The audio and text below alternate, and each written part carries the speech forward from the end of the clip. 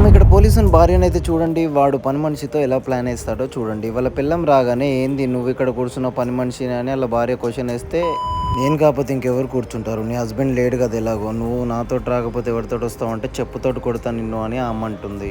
అయితే పోలీస్ వాళ్ళ భార్యకి ఇంకో ఎఫ్ఐఆర్ ఉంటుందని పోలీసు పని మనిషితోటి ఇలా చేపిస్తూ ఉంటాడు.